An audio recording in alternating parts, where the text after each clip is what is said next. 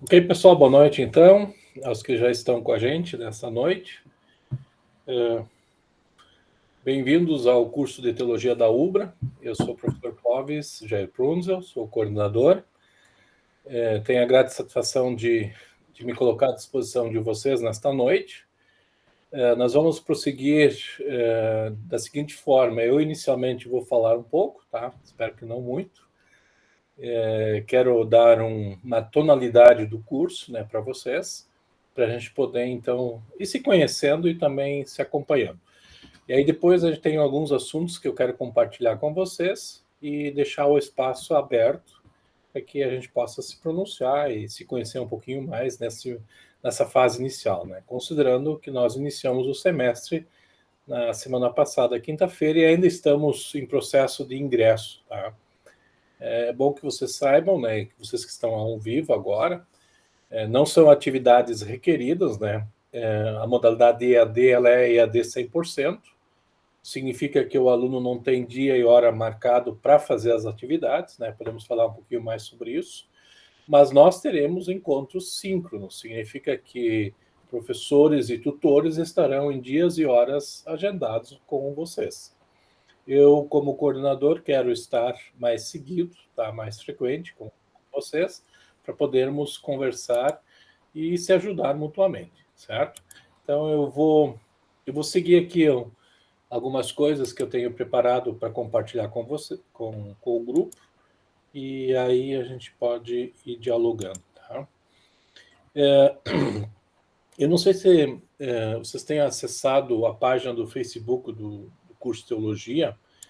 Eu estou propositalmente compartilhando, deixa eu só encontrar ela aqui, compartilhar uma tela.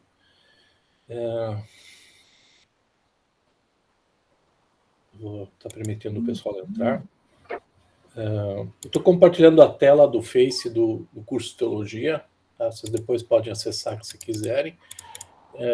Considerando, então, o que a gente está fazendo lá na página, e para mim, neste momento, é um dos canais que eu tento me aproximar de vocês, tá?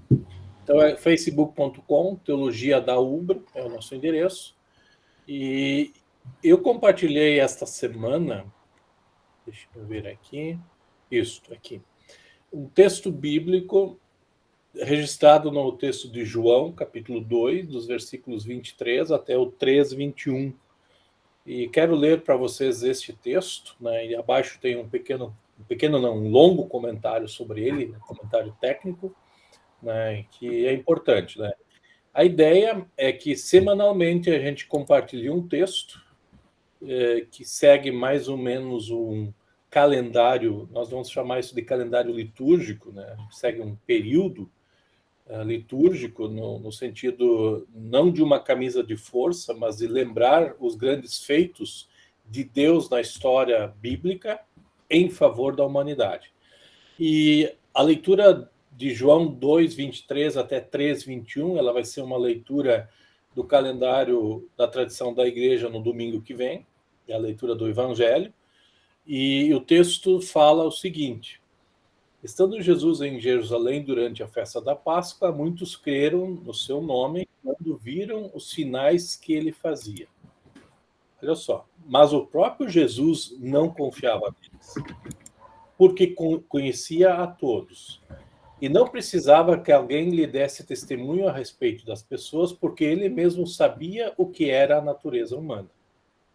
Havia entre os fariseus um homem chamado Nicodemos, um dos principais dos judeus. Este de noite foi até Jesus e lhe disse: Rabi, sabemos que o Senhor é mestre vindo da parte de Deus, porque ninguém pode fazer estes sinais que o Senhor faz, se Deus não estiver com ele. Jesus respondeu: em verdade lhe digo que, se alguém não nascer de novo, não pode ver o reino de Deus. Nicodemos perguntou: como pode um homem nascer sendo velho? Será que pode voltar ao ventre materno e nascer uma segunda vez? Jesus respondeu: em verdade lhe digo, quem não nascer da água e do espírito não pode entrar no reino de Deus. O que é nascido da carne é carne, e o que é nascido do espírito é espírito. Não fique admirado por eu dizer, vocês precisam nascer de novo. O vento sopra onde quer, onde você ouve o barulho que ele faz, mas não sabe de onde ele vem, nem para onde ele vai. Assim é todo o que é nascido do Espírito. Então Nicodemos perguntou, como pode ser isso? E Jesus respondeu, você é mestre em Israel e não compreende essas coisas? Em verdade, lhe digo que nós falamos do que sabemos e damos testemunho do que vimos, mas vocês não aceitam o nosso testemunho. Se vocês não creem quando falo sobre coisas terrenas, como crerão se lhes falar sobre as coisas celestiais? Ora, ninguém subiu ao céu a não ser aquele que de lá desceu, e o Filho do Homem. E assim como Moisés levantou a serpente no deserto, assim também é necessário que o Filho do Homem seja levantado, para que todo que nele crê tenha a vida eterna. Porque Deus amou o mundo de tal maneira que deu seu Filho unigênito para que todo que nele crê não pereça, mas tenha a vida eterna. Porque Deus enviou o seu Filho ao mundo, não para que o condenasse, não para que condenasse o mundo, mas para que o mundo fosse salvo por ele. Quem nele crê não é condenado, mas o que não crê já está condenado, porque não crê no nome do unigênito Filho de Deus. A condenação é esta: luz veio ao mundo, mas os homens amaram mais as trevas do que a luz, porque as suas obras eram más. Pois todo aquele que pratica o mal detesta a luz e não se aproxima da luz, para que as suas obras não sejam reprovadas. Quem pratica a verdade se aproxima da luz, para que suas obras sejam manifestas, porque são feitas em Deus. Seguindo aqui, e agora tem um comentário, né? Aqui são fotos, alguns me pediram para eu compartilhar as fotos, né? Infelizmente o Facebook não coloca na ordem, mas as fotos elas estão numeradas, tá? Se alguém quiser ver as fotos. Mas vocês também podem ver o arquivo. Se vocês clicarem em arquivo, vocês vão ter o arquivo na ordem certa. Se vocês quiserem ler um comentário sobre esse texto. É um arquivo longo, tá? É traduzido do inglês aí rapidamente, mas é uma análise desse texto de João, né? Onde Jesus, então, mostra o que é fazer teologia. Primeiro, teologia não é apenas um exercício humano, tá? Precisa ter a participação divina, né? Como é que Deus age, então? A própria Trindade está envolvida, né? Deus triuno presente, e é isso que nós, na curso de teologia, entendemos e queremos fazer, né? Quando nós estamos diante da palavra de Deus, lendo e estudando, esse exercício acadêmico, essas capacidades de ler, estudar e fazer provas, essa capacidade ela pode ser abençoada pela ação do Espírito Santo. Tá? Aliás, alguém uma vez disse, né, a Bíblia é perigosa, né? Você pode crer nela, porque você lê a história e de repente é o que aconteceu com Nicodemos, né? Nicodemos levou um monte para aprender que tinha que nascer de novo. Aliás, ele teve que ele não aprendeu nessa noite que ele visitou Jesus. Na história seguinte, em João 4, que eu vou pregar sobre esse texto daqui a alguns dias, depois eu posso até compartilhar o meu sermão. Em João 4, a gente tem a história da mulher no poço, né, a samaritana. E ali você tem uma aula de teologia, entre aspas, na prática, o que significa nascer de novo. A gente só vê os efeitos do vento, como o texto diz. A gente não vê a conversão da mulher, mas a gente só vê os efeitos da conversão, da ação do Espírito Santo na vida da mulher. O que a mulher foi fazer? Foi falar com as pessoas que tinham encontrado alguém que ninguém tinha encontrado, como Jesus disse para Nicodemos. Só o que é nascido do céu pode, de fato, falar das coisas do céu. E é isso que a gente faz no curso de teologia. Nós somos acadêmicos, nós somos sérios, nós temos responsabilidade diante dos órgãos governamentais, diante das pessoas que esperam que nós façamos bem feito aquilo que nós nos propusemos a fazer. Por isso nós somos avaliados tecnicamente. Mas nós também cremos que, à medida em que a gente se debruça na palavra, nos estudos, Deus pode agir e vai agir. né? Por quê? Porque a palavra não volta vazia. Bom, se a palavra de Deus não volta vazia, ela faz frutos, né? Ou você crê, como diz o texto, ou você não crê. Não precisa esperar pelo último dia para dizer que você está no inferno. Mas não, Deus não quer isso. Então vocês estão comigo nesse projeto, meus amigos, para que o mundo não morra, não se perca. Esse é o objetivo. Na minha sala de doutorado nos Estados Unidos, onde eu fiz doutorado em missiologia, tinha o símbolo da baleia, tá? Que lembra da história de de Jonas. Jonas é aquele salafrário que não queria salvar Nínive, deu um jeito para fugir. E Deus teve que empurrar ele a ir até Nínive, certo? Então até a baleia empurra ele até Nínive. É exatamente isso que nós estávamos fazendo na sala de aula do doutorado. Era uma instituição luterana, mas meus colegas eram todos de outras denominações. Eu tinha colegas da Coreia do Sul, Coreia do Norte era impossível, né? Tinha colegas especialmente judeus que queriam ir para a China, que a China proíbe de entrar, certo? Tinha colegas da África que tinha uma forte influência islâmica, né? Aliás, até na tese de um dos colegas que se formou comigo, a tese dele era sobre como falar com islâmicos e testemunhar a fé. Por que ele escreveu sobre isso? Porque ele... Desliga o som, por favor, isso. O irmão desse colega, a cunhada, né, a esposa desse irmão dele e os sobrinhos foram mortos por um grupo de islâmicos no Quênia, quando esse irmão e essa cunhada e esses sobrinhos tiveram que ler uma frase. E a forma deles pronunciarem a frase identificou eles como cristãos. E aí o grupo islâmico simplesmente fez a chacina, certo? Então, você se denuncia pela boca, no caso. Então, esse é o lance que nós estamos aqui, né? Então, em tese, participar do reino, né, e eu gostaria de dizer isso, vocês não estão aqui de uma igreja, nós estamos aqui envolvidos no reino de Deus porque o Espírito Santo nos faz participar do reino. Eu gosto muito de uma explicação, e aí eu ecuo Lutero, o reino de Deus vem até nós sem nós pedirmos, mas suplicamos que ele se faça presente. Como? Quando Deus triuno está presente. Então, caros amigos e caros alunos do curso de Teologia, estamos começando mais um ano e gostaria de deixar isso claro para vocês.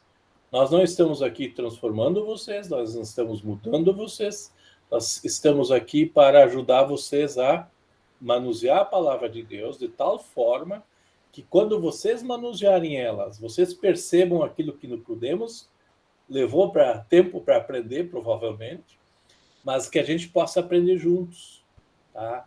E que, de repente, um de nós vai ser como aquela mulher no poço, ou como Maria e Marta com Lázaro lá em João 11, acho que é João 11, né? Quando Jesus vai e chama Lázaro morto 3 dias já, ou 4 dias já, né? Lembram? Eu sou a ressurreição. Ou quando aquele povo precisou aprender que Jesus é o pão da vida, lá na multiplicação dos pães, em João 6, né? Ou quando Jesus teve que dizer que ele é a porta, lá em João 10, né? O bom pastor, e assim por diante. Né? Esse é o texto de João, muito bonito.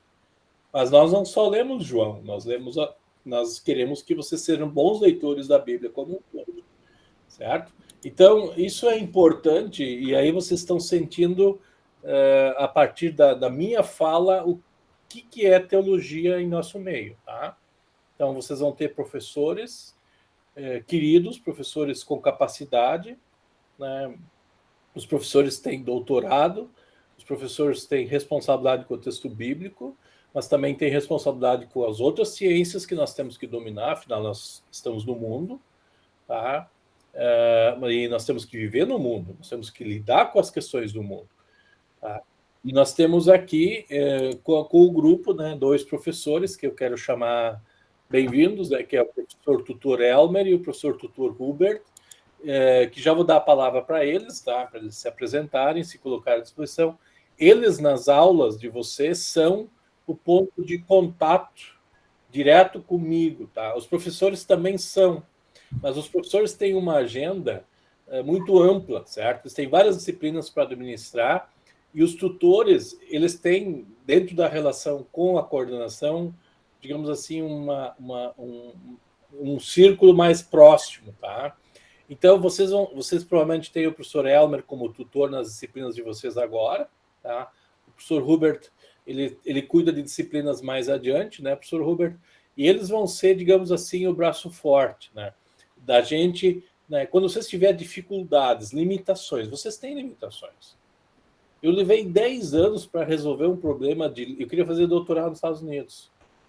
Eu levei 10 anos para resolver o problema do inglês, mas não desanimei. Por quê? Porque eu fui criado num ambiente que se falava alemão e eu tinha um problema, né? Quando eu tinha que falar inglês, eu tinha uma tecla SAP que cruzava com o alemão.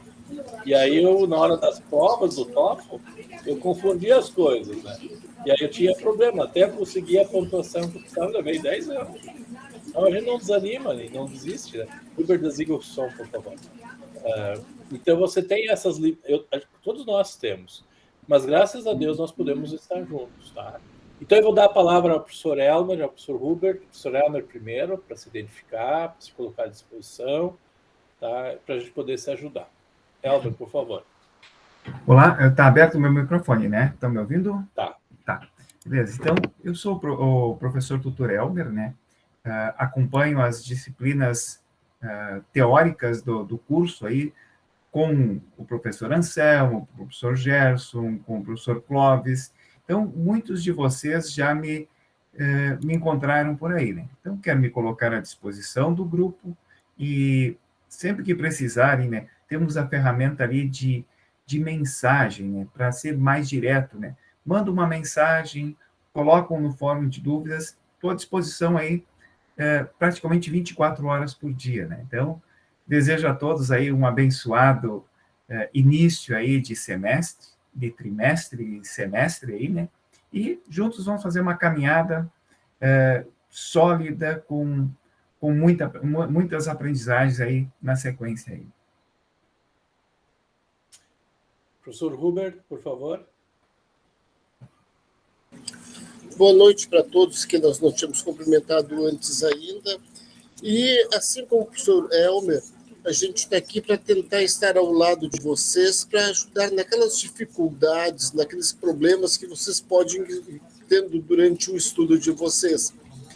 Mesmo que ainda não esteja como tutor de vocês, fica aberto para vocês, tem lá pelas mensagens que o professor Elmer colocou, lá vocês conseguem me achar, ou então pelo e-mail, ou de alguma outra forma, em geral é pelo e-mail ou pelas mensagens, vocês podem entrar em contato com a gente e vamos estar do lado de vocês, porque a ideia que nós temos como professores é de termos em vocês a melhor formação possível e tentarmos passar para vocês um pouco daquilo que nós pensamos e daquilo que a gente acredita que é o mais importante, que é a pregação da palavra de Deus clara e pura, para nós levarmos a salvação a quem está ao nosso alcance.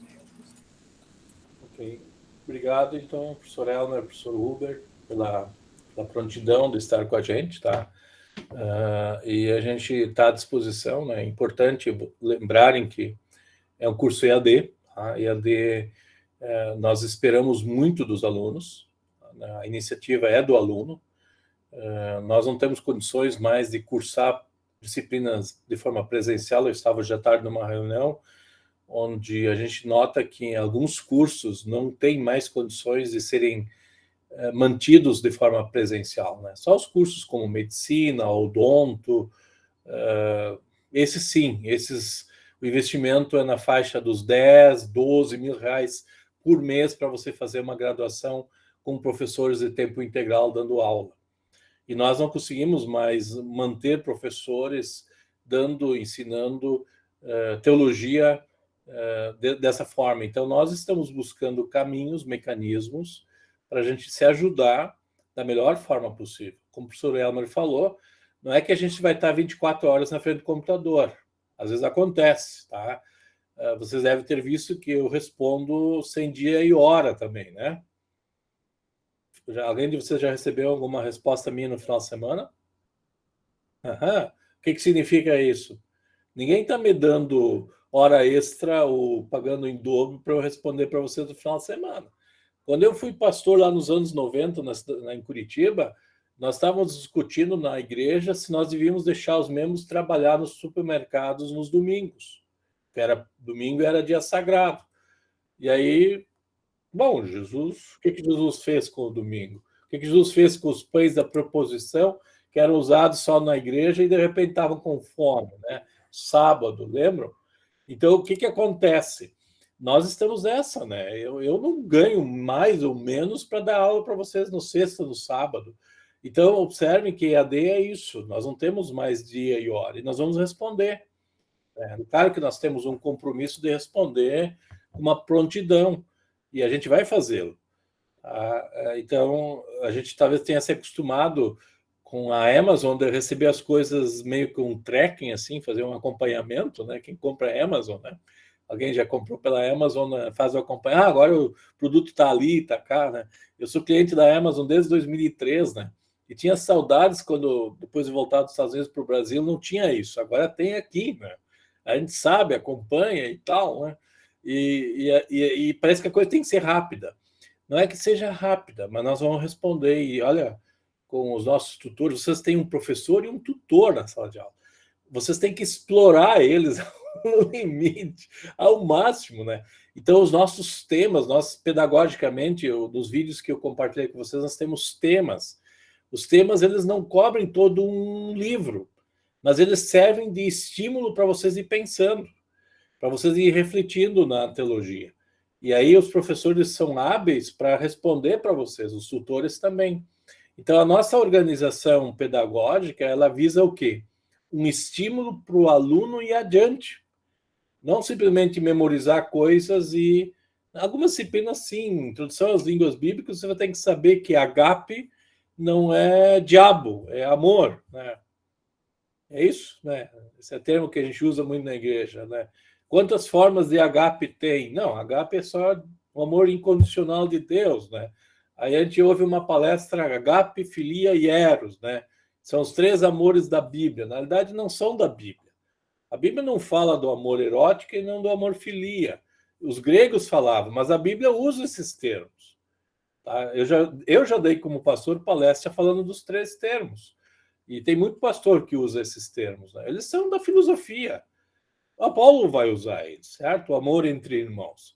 Mas o amor entre Davi e Jonatas é um amor incondicional de um cristão para o outro. Como Paulo vai argumentar lá em Corinto, quando diz que os cristãos mais maduros devem amar os cristãos mais fracos. Por exemplo, quando ele trabalha a questão das carnes sacrificadas a ídolos, né? Lá em 1 Coríntios 6 e 7. Esse é o amor. É incondicional, assim, por isso o amor cristão, né? E aí Jesus diz, né? Vocês deram de comer ou deram de beber para gente que vocês nem perceberam que deram, lembra? Então a gente não contabiliza matematicamente as coisas, porque o Espírito Santo está por trás disso. Esse é o amor incondicional, esse é o amor agape que é usado biblicamente. Não é um amor que é o toma lá da cá, né? E assim por diante. Não é filosófico, nem humano, ele é um amor incondicional. Mas isso vocês vão aprender pela frente, tá? Eu estou dando esses toques aí para vocês para justamente dizer assim, nós estamos aqui, vocês devem ter meus contatos via Facebook, via digamos assim, via e-mail, e-mail é o contato oficial, certo? Facebook é um contato que a gente abriu um canal da coordenação para estar mais rápido e mais fácil, certo? Ele também, hoje eu liberei, até ano passado o Facebook fechava às 18 horas. Hoje ele está aberto em qualquer horário, tanto é que às vezes eu respondo à noite, final de semana e assim por diante. Use o e-mail como canal oficial. E volta e-mail, diga assim, escreva para o e-mail, porque lá eu vou usar e vou responder. Os professores, o professor Elmer mencionou o canal Mensagem no ambiente virtual. Lá é o canal para você tratar questões de aula. Quando você tem questões acadêmicas e precisa falar comigo, o e-mail clovis.pruns@uber.br é o canal certo, tá? Por quê? porque ali a gente registra e fica tudo na troca de e-mails. O WhatsApp não é troca de e-mails. Tá? Às vezes a gente gosta, né? O professor Hubert pode confirmar isso depois, né? Você orienta alguém, um trabalho de conclusão pelo WhatsApp. Daí o aluno acha que ele entregou quando encaminhou o último arquivo pelo WhatsApp. Não, ele tem que postar no sistema, né, professor Hubert? Se ele não postar no sistema, ele não entregou o trabalho, mesmo que ele tenha mandado pelo WhatsApp. E aí o aluno reprova. Daí ele fica bravo porque ele reprovou. Não, mas tem que entregar, porque lá no sistema, o aula é o local técnico que, quando o MEC vem fazer uma visita para a gente, eles vão abrir. E eu sempre sou azarado, né? Eu sempre tenho o MEC pegando minha ficha e pegando os meus dados, né? É que nem a Receita quando eu volto numa viagem do exterior. Eu sempre sou selecionado para passar no raio-x, né? Essa experiência é legal, né? Vocês que já passaram aí no aeroporto, eu já me preparo para responder, né? Isso aconteceu esses dias de novo. Então eu já sei que eu vou pegar, eles vão me pegar, né? Não sei se porque eu sou grande ou porque eu tenho muita mala, né? E assim por diante. Mas a gente está preparado, vai ter que responder, né? Aliás, alguém diz, né, que a gente tem que estar preparado para responder da nossa esperança, né? É que fala sobre isso. É isso que a gente quer fazer no curso de teologia, falar, ter coragem, e aqui eu já estou introduzindo um outro assunto, que é o assunto da aula magna, tá? É a coragem para responder ao nosso mundo atual. Vai ser uma aula no dia 13, vai vir nós vamos ainda publicizar isso, dia 13 de março, tá?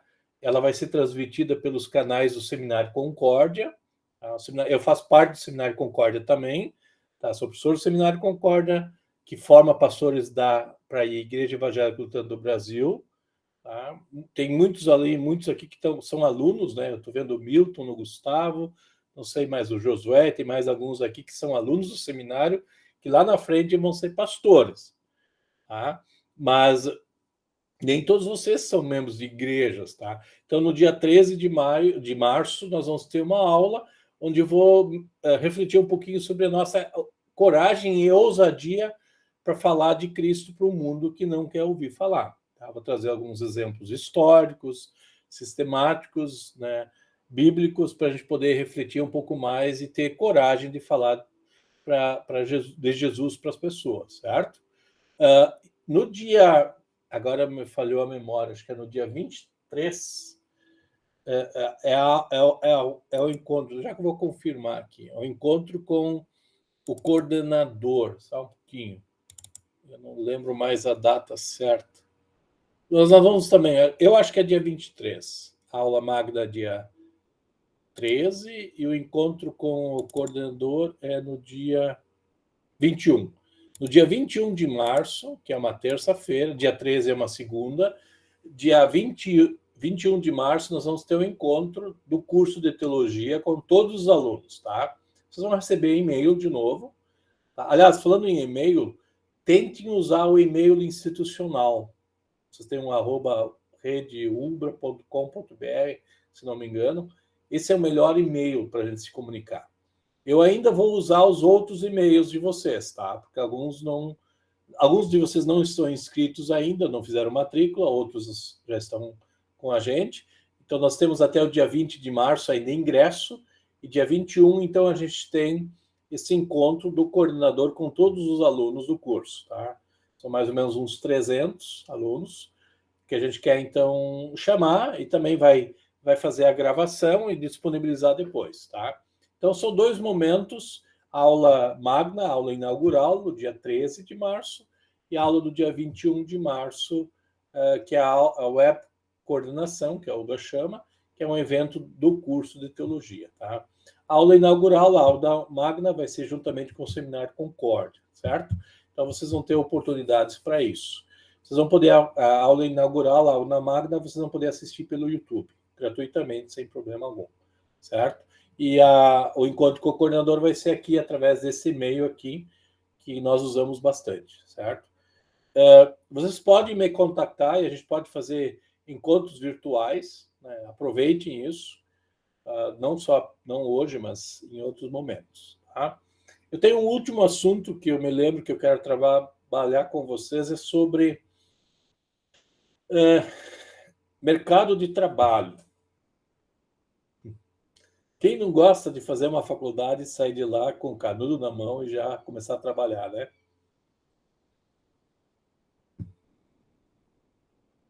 É sempre às 19 horas, Gustavo, tá? Uma das vantagens dos alunos que são do Seminário Concórdia é mais ou menos por ali. A chance de ter emprego no final do processo é muito grande. Hoje à tarde alguém me perguntou, uma aluna inscrita no curso de teologia, sobre o mercado de trabalho em teologia. Como é que vocês veem isso? Como é que a gente vê isso? Tá? Eu quero trazer alguns elementos para refletir. Eu não posso, nenhum curso promete emprego para alguém, né?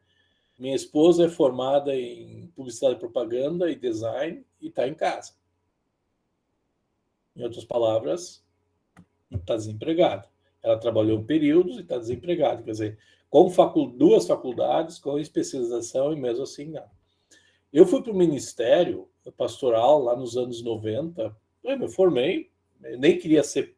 Eu queria continuar estudando, eu gostava de estudar. Mas havia uma perspectiva de trabalho ministerial lá nos anos 90 de nem salário fixo. O Huber também foi pastor, inclusive ele foi meu orientador de estágio, para estágio. Não havia uma política salarial antes disso, né, Huber, antes dos anos 90. Cada um ganhava o salário mais ou menos das condições que o local tinha. Não sei se como é que é hoje, né? Quem é membro de igreja talvez poderia falar mais sobre isso depois. Mas não havia uma política salarial. E aí, quando eu fui trabalhar como pastor, havia uma decisão da minha igreja que o pastor tinha que ganhar o equivalente a 5,5, digamos assim, unidades padrão, UPs era a época. Não tinha nem salário mínimo ainda, depois que se cria a ideia de um salário mínimo. Isso dava R$250 por mês. Tá? Esse era meu salário inicialmente. Isso pagava meu aluguel e não me cobria o resto, tá? E eu estava numa cidade que não conhecia ninguém, que era Curitiba. Eu sou aqui do Rio Grande do Sul e fui para Curitiba, né? E tinha que se virar. Ainda bem que o pai e a mãe, o sogro e a sogra mandavam de vez em quando uns pedaços de carne, vinha de ônibus, e a gente não reclamava, né? Só que o que aconteceu nos anos 90? De repente, a gente começa a ver assim numa Folha de São Paulo, abra uma igreja com R$40. Se torna um empresário abrindo uma igreja. E aí começou, né? O Edir Macedo e o R.R. Soares são cunhados, eles fizeram a administração de empresas em Curitiba, lá nos anos 70, e aí eles pegaram um nicho de mercado interessante, que é tornar a igreja uma empresa, certo? Então, o que acontece? Nós, desde os anos 90, transformamos os cursos em cursos reconhecidos, né? A UBA tem o primeiro curso reconhecido de teologia do governo, do MEC, mas não é a primeira formatura. A primeira formatura é da EST, Escola Superior de Teologia, também em São Leopoldo, Rio Grande do Sul. Mas, a partir dos anos 90, ser pastor se tornou quase que uma profissão. Ninguém falava pastor em profissão. Pastor era aquele cara que ia para um lugar. Eu conheci colegas meus que foram para regiões onde não tinha nenhuma infraestrutura, né? E tinha que fazer tudo do zero. O apóstolo Paulo faz isso, tá? Se vocês lerem o apóstolo Paulo na carta aos Tessalonicenses, onde ele vai escrever que quem não trabalha não come, ele reclamava dos Leandro Carnal da vida. Já tinha Leandro Carnal na época, tá? Só que não tinha YouTube, certo? O que tinha na época? Eram sofistas. Eles iam em praça pública e ensinavam os filhos de papai e cobravam caríssimo. E o Paulo vai dizer, vocês pagam bem para esses caras e para mim vocês não dão nada. Lá em Corinto ele diz a mesma coisa. Na igreja de Corinto, né, vocês deviam pagar meu salário, mas não pagam. Então Paulo tinha que depender de outros para sobreviver. Lembram, né? A história de Epafrodito e assim por diante. Então, a igreja, quer dizer, hoje nós estamos de novo no momento em que ter fé é uma coisa muito particular, pessoal. E também ter fé significa mercado de trabalho. O que é o mercado de trabalho? As mega igrejas que estão por aí.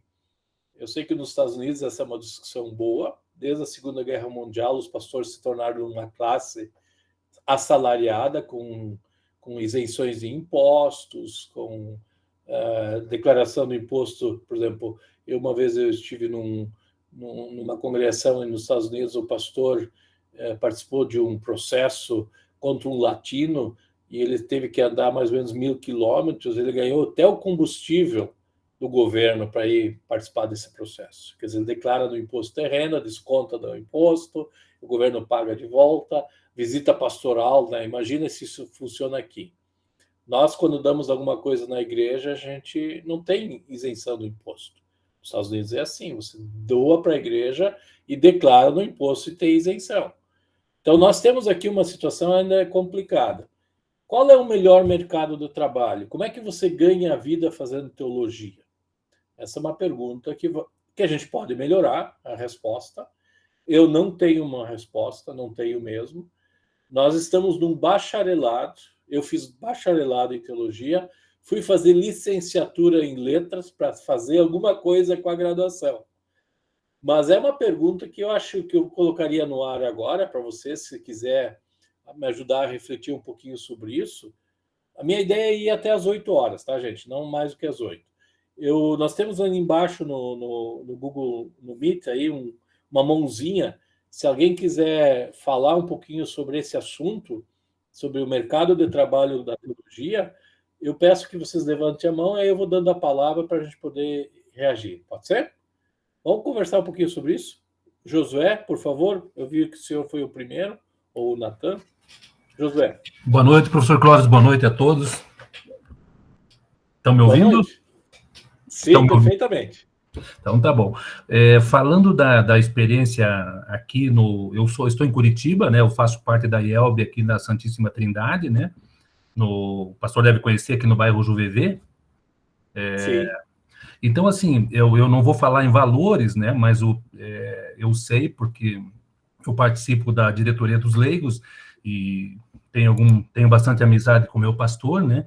E ele é muito aberto nesse sentido, né? Então, assim, ele mora na casa pastoral, ele tem um salário, ele tem um seguro, eu acho um seguro de vida que a congregação paga, falando em valores, né? Tem um carro que nós compramos, não é um carro novo, mas é um carro decente para ele fazer as visitas pastorais.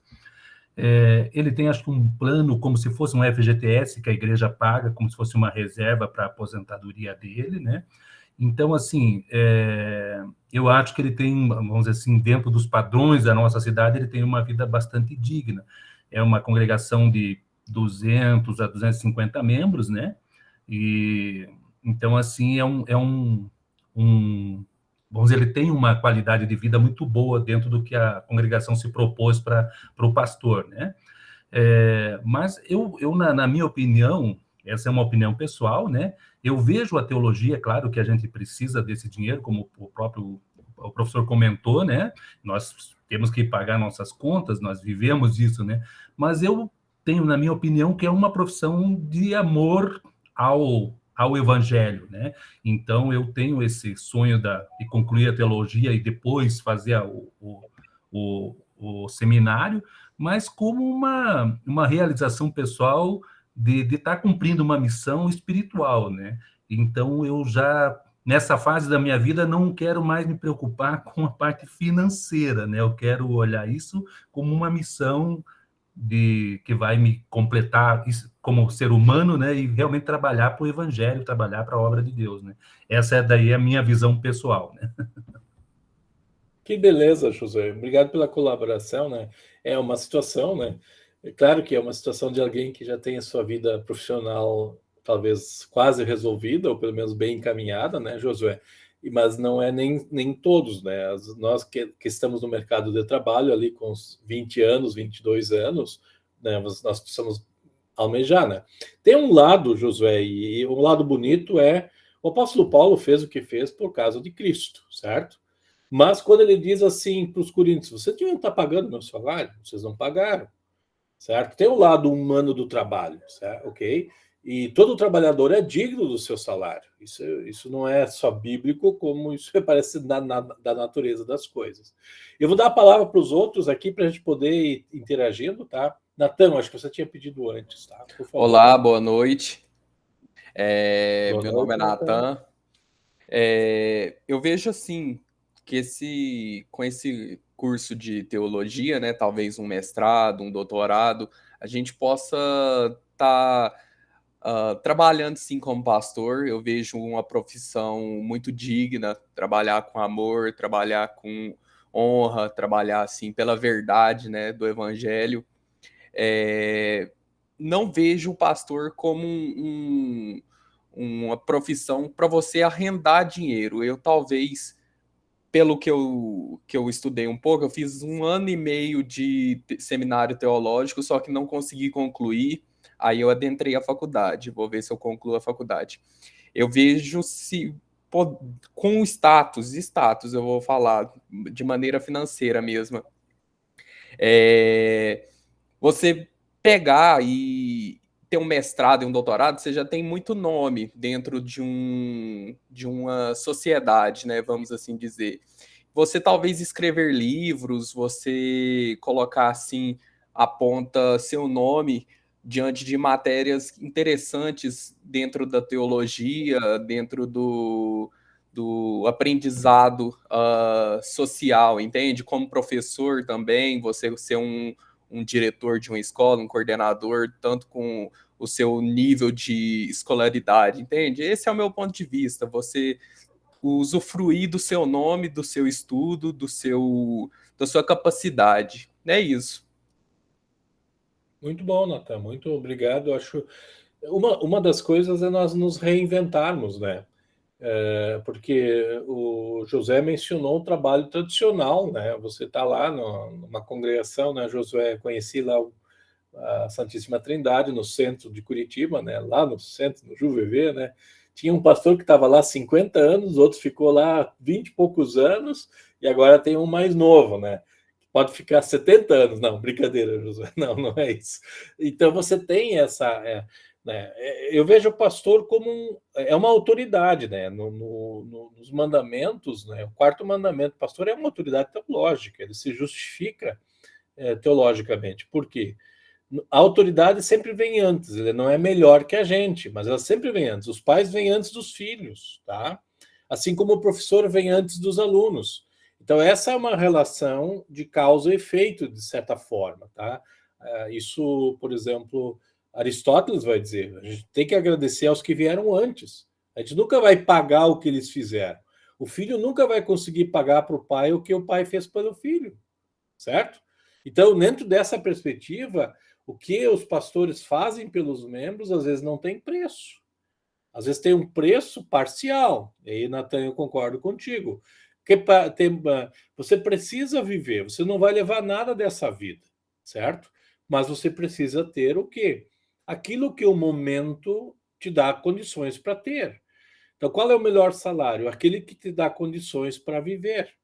Não aquele que te dá condições para juntar dinheiro, para não ser chamado de louco, né? Como Jesus chamou aquele cara que juntava os recursos no celeiro e aí pede tua alma e para onde irás, né? Então você não consegue levar nada junto.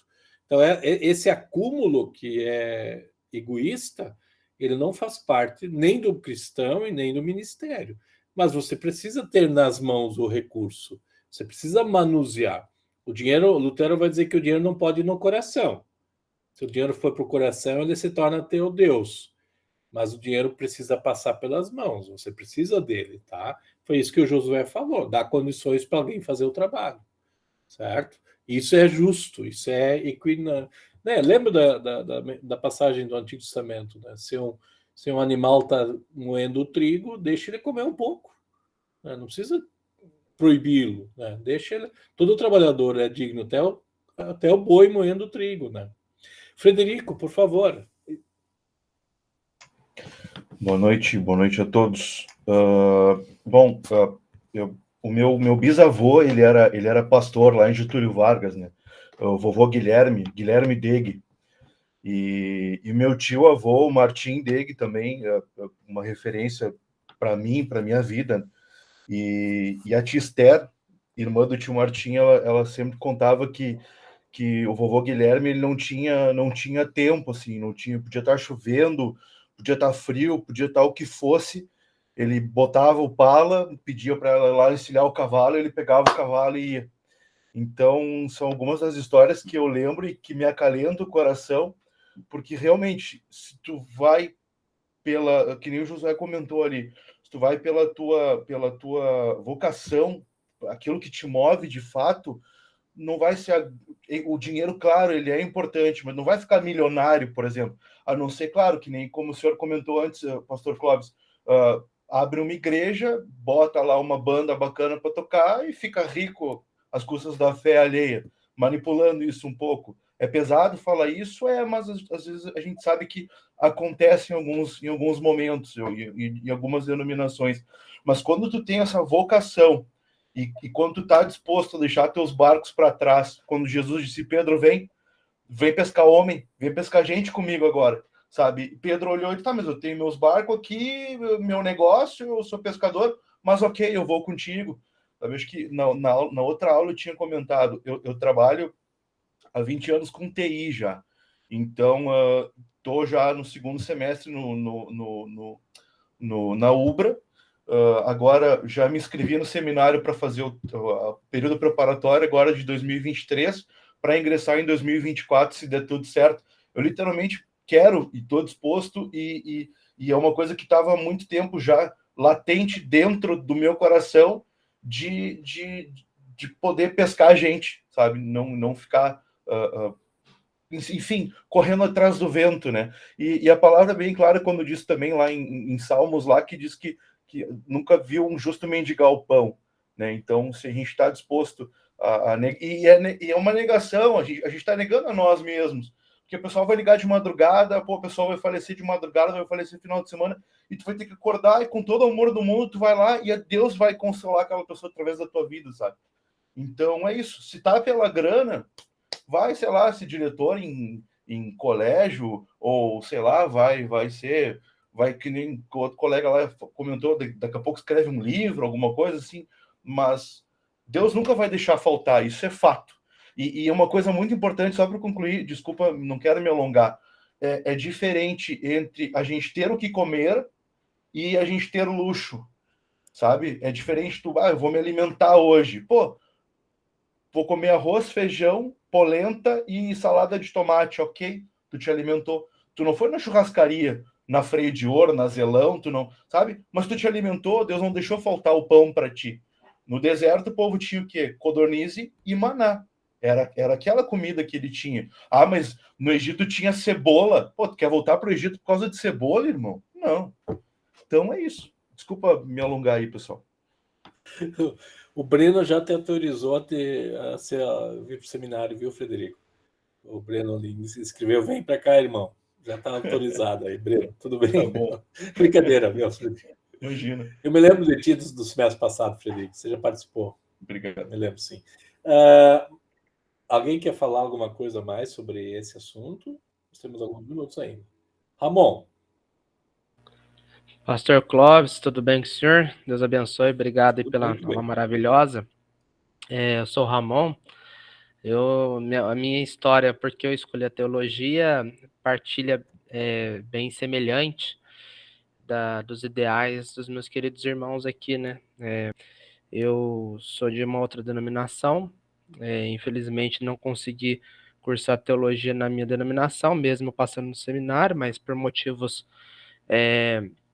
financeiros, e aí então eu conheci a Ubra, sei da seriedade da Ubra e decidi fazer a teologia, mas a minha formação é educação, né? E eu escolhi a teologia para aprender mais sobre o amor de Deus, poder, como disse o irmão Frederico, conduzir mais e mais pessoas aos pés de Jesus. Então esse é o maior motivo, não é nem a questão financeira. A questão financeira, como o senhor mesmo disse, a gente dá um jeito. Mas é aquela paixão, aquele desejo de falar do amor de Deus para as pessoas e pregar, né? O que Martinho Lutero pregou e descobriu em Romanos 1,17, o justo viverá pela fé, e pregar a justificação pela fé às outras pessoas. Obrigado. Obrigado, professor. Ramon. Obrigado pelo teu... Então, Você está professor, onde, Ramon? eu sou de Aparecida, São Paulo, né? E cidade do Santuário Nacional de Nossa Senhora Aparecida. Então, uma cidade, um contexto muito, muito católico, né? Finais de semana vem mais de 1 milhão de fiéis para a cidade, mas eu mesmo sou adventista do sétimo dia. Certo. E eu sou apaixonado pelo amor de Deus, pela pregação do Evangelho. E foi uma bênção conhecer os irmãos e aprender mais com todos. Obrigado. Você está no Cruzeiro, polo de... pastor. Polo de Cruzeiro. É a cidade próxima aqui. Sim. Eu estou tentando descobrir, mapear um pouco mais vocês, tá? Porque a gente tem alunos até fora do Brasil. Olha que bênção. Por exemplo, tem um aluno em Angola. O problema é que ele tem que vir para o Brasil para fazer as provas. O MEC exige que as provas sejam presenciais, certo? Para quem já tem uma graduação e tem dificuldades em se deslocar por causa das questões financeiras, nós temos uma pós em Teologia e Bíblia, tá? Que ajuda muito, porque ela também manuseia os mesmos princípios que a gente usa na graduação, ok? Mas não é o caso de vocês aqui estão no Brasil, né? Então, esse senhor que está em Angola, ele se formou em medicina aqui no Brasil, é doutor, né? E ele está trabalhando em Angola, mas ao mesmo tempo está fazendo teologia, né, com a gente, né? E hoje de manhã, uma aluna do Porto, de Portugal, queria fazer também graduação, daí eu disse para ela que teria que vir para o Brasil, né? Tem um custo muito alto de viagem. Aí ela, como é formada em administração, ela vai fazer teologia após, né? Nós vamos ajudar ela a manusear a Bíblia. Na pós, quando você já tem uma graduação, você já tem a parte técnica, você pode aprender, né? Porque você tem que manusear. O que é manusear? Quando a gente lê a Bíblia, a gente não pode tirar o texto do seu contexto, é um dos princípios básicos, tá? Entender a Bíblia como um todo. É que nem uma biblioteca. Nós estamos manuseando a Bíblia como uma biblioteca. Então, a gente vai tentar entender ela, né? E ele é um conjunto, tá? Ramon e demais, no sentido de que ela tenha que falar para a gente, certo? E como Deus não pode mentir, Deus não mente, tá? Então aquilo que Jesus disse para nós na sua palavra tem valor e nós queremos valorizar cada vez mais, né? Entendendo o que se diz nela, tá?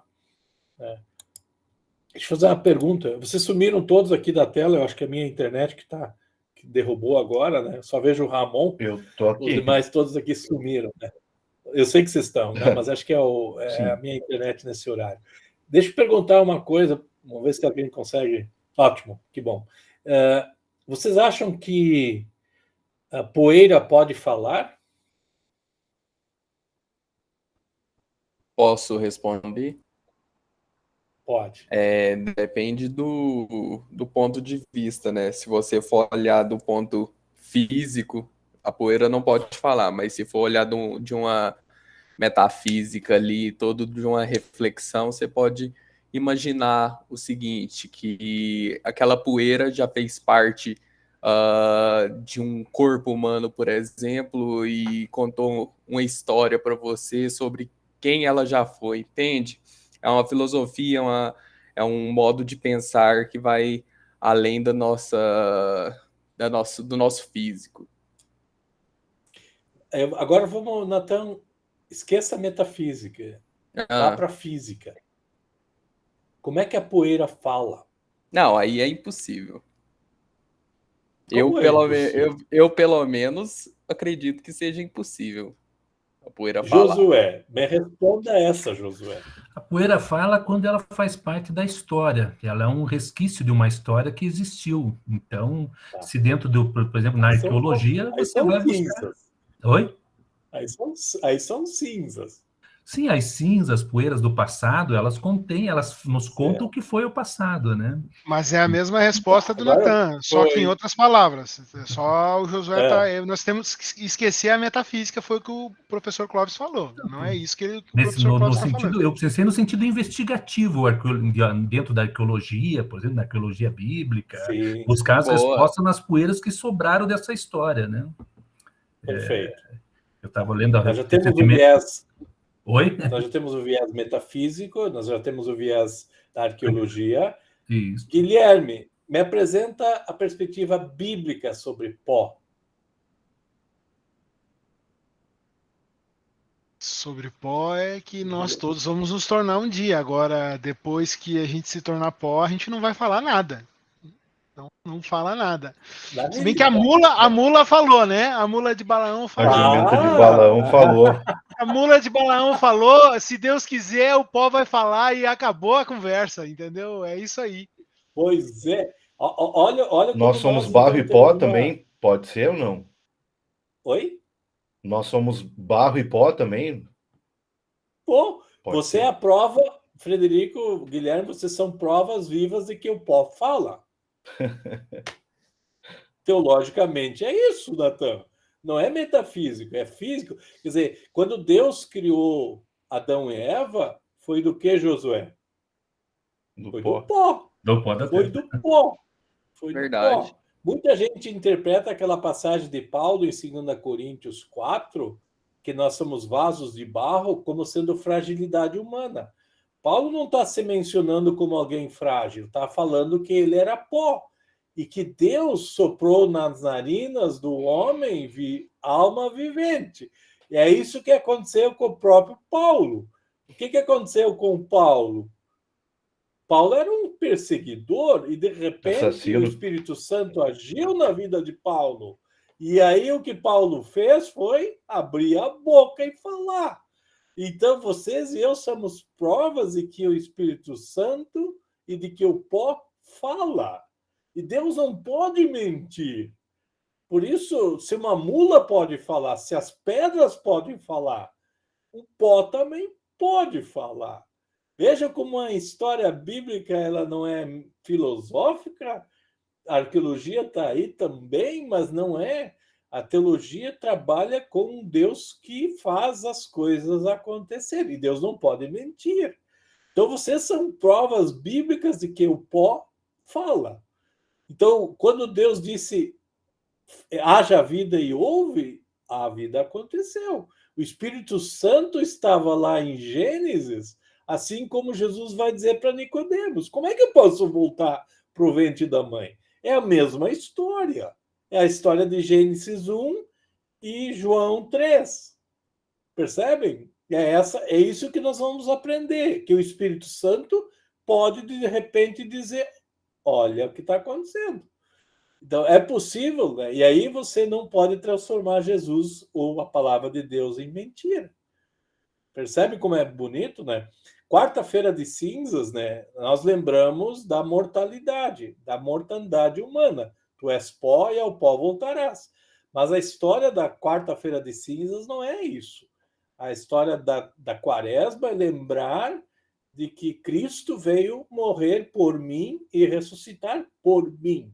Essa é a teologia da cruz. Não da cruz sem o crucificado. A cruz com o crucificado e sem o crucificado. Você tem que falar das duas coisas. Da morte e da ressurreição. Esse é o assunto da teologia da cruz. Não é só um lado. Os católicos vão hipervalorizar a cruz com o crucificado. Tanto é que o Mel Gibson queria que a gente imitasse Jesus, certo? Os protestantes, os reformados, vão hipervalorizar a cruz sem o crucifixo, sem o crucificado. Ah, ele ressuscitou. Não, as duas coisas são bíblicas. Você tem que falar dos dois fatos, certo? Então, nós cremos no Senhor crucificado que ressurgiu. Ok? É isso que diz Paulo em 1 Coríntios. É essa a teologia da cruz que nós vamos falar. Tá? Então, por isso Josué, Natan, Guilherme e demais, nós somos barro, pó e abrimos a boca. Certo? não só no aspecto da metafísica, vocês foram pegos de forma legal, né? O Josué entrou. Eu gosto da arqueologia. Eu fiz arqueologia aqui na época de estudante. A gente descobriu ossos de galinha, tampa de refrigerante, moedas e não sei o que mais aqui no campus do seminário. Mas, na realidade, a gente é pó. Só que Ezequiel 37. O que acontece com ossos secos? Ganham vida. E é dessa vida que vocês e eu vamos falar no curso de teologia. Certo? Da vida de que nós ganhamos, gente. Vocês vão ser testemunhas de vida de Deus. Desse Deus que quer cuidar de todos nós. Como disse antes o texto de João. Que não quer que o mundo se perca. Que não quer que ninguém morra, mas que viva eternamente. É isso que nós vamos fazer. Eu espero que nenhum de vocês seja um Jonas que quer fugir. Nós vamos assumir, porque nós temos coragem de falar das coisas que vimos e ouvimos. Tá, meus amigos? Eu acho que isso é teologia. Tá? De novo, não estou vendo vocês, aí todos morreram para mim, uma foto, mas é uma coisa muito bonita mesmo. Tá? Eu dou graças a Deus por dizer isso para vocês.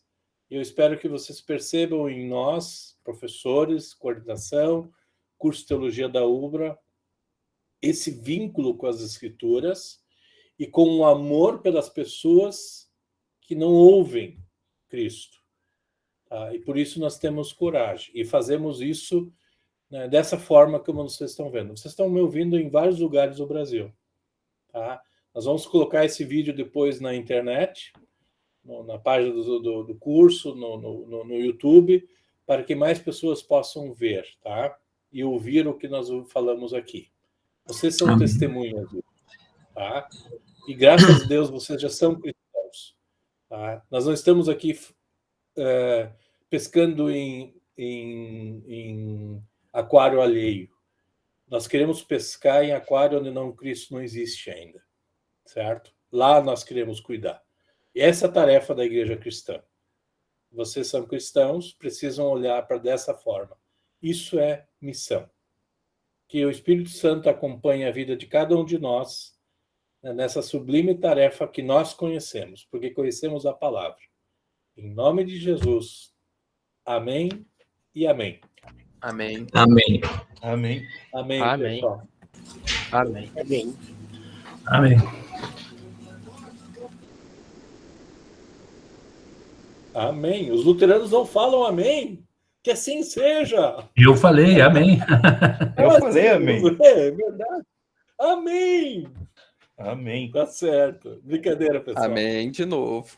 Amém, Nathan. Sem dúvida. Vocês morreram de novo tudo para mim, Amém. mas tudo bem. Amém, Jô. Já estou lendo a Bíblia a segunda vez. Nossa. Ótimo. Já estou no livro de Jeremias. Mas ela termina em Apocalipse, né? Mas, nossa, é complicado. É 1.600 folhas. Demora, viu? Tinha 6 anos, eu tinha lido toda ela. Meu avô 6? conta essa história. 6 anos. Olha. Eu não tinha opção, eu tinha que ser pastor, tá? Não, brincadeira. Não. Eu fui para o seminário com 13 anos. Tá? Pessoal, eu agradeço a companhia de vocês. Eu não quero me delongar. Eu acho que, com o primeiro encontro, eu estimulei vocês. Vocês me estimularam muito, muito, muito mesmo. Gostei muito de ouvir vocês. Quero conhecer vocês cada vez mais, tá? Vocês têm todos os meus contatos. Vocês estão à vontade. Tem WhatsApp, tem e-mail. Tem o professor Elmer, o professor Hubert aqui, tá? Vocês são queridos nossos, tá? Nós estamos interessados que vocês aprendam teologia, né? Queremos ajudar, Ramon, você, talvez que não teve a chance da tua igreja, mas queremos ajudar. E essas portas a gente abre, né? E se a gente possa ganhar a vida fazendo o que a gente faz, as pessoas reconheçam, né, Frederico? As pessoas precisam reconhecer o que a gente faz. E o salário não vem porque é débito, porque há o reconhecimento. Por isso, a dignidade, para quem está buscando viver do Evangelho, A dignidade está na confissão de fé de que a gente crê nisso. Talvez hoje o que a gente vê é que o evangelho não está sendo anunciado. Por isso, às vezes, a gente não consegue viver do evangelho. Claro que o mundo todo vai não querer que a gente viva do evangelho, mas a gente vai querer se ajudar para viver do evangelho. Tá? Então, vamos aos poucos abrindo portas, e eu estou à vontade para entender melhor esse mundo, né, ajudando vocês, só que vocês têm que ter comprometimento, vocês têm que ter responsabilidade, tá? E a gente junto vai poder caminhar, tá? Neste grupo que não é de um grupo de uma denominação. Tá? Cristo está à frente, né? O reino de Cristo, né, está presente porque Ele está presente, não porque nós estamos, mas Ele está presente. Que Jesus nos acompanhe, nos guarde com seu poder, com seu amor. A grande bênção na nossa vida é Ele estar com a gente, mesmo que às vezes a gente tenha dificuldades, mesmo que a gente não consiga viver. Tá? Hoje à tarde, eu encerro. Hoje à tarde eu estive numa reunião muito difícil, pesada, e aí eu citei uma frase que para muita gente é de Lutero, mas para mim ela não é de Lutero, mas ela poderia ser de Lutero, que se eu sei que amanhã vai terminar o mundo, hoje eu vou plantar uma maçã, uma macieira. Uma macieira demora muitos anos para produzir fruto, tá? Ela não produziria de hoje para amanhã, com certeza. Mas essa é uma frase que foi dita durante a Primeira Guerra Mundial, e que às vezes a gente perde a noção, né? Se a gente sabe que vai terminar a vida ou amanhã, eu continuo vivo hoje. Tá? E é isso que Deus deu, né? Creio que Deus me criou a mim, Ele me deu a vida, certo? Antes de tudo, Ele já me deu as coisas. Tá? Eu preciso reconhecê-lo. A minha confissão de fé faz isso. Reconhecer o que eu já ganhei de Deus. Por que Deus vai dar em dobro? Se Ele já me deu tudo antes. Certo? Interessante isso. Essa é a confissão de fé cristã. Assim começa a nossa história. Que Jesus acompanhe a cada um de vocês. Tá? Eu vou parar a gravação e estamos à disposição de vocês pelos meios e canais legais ou assim por diante. Boa noite. Que Jesus acompanhe. Boa noite, pessoal. Tchau, Boa gente. noite a todos. Hein? Boa noite. Boa noite. Boa noite. Boa noite, pessoal. Boa noite. Boa noite. Boa noite. Boa noite. Boa noite. Boa noite.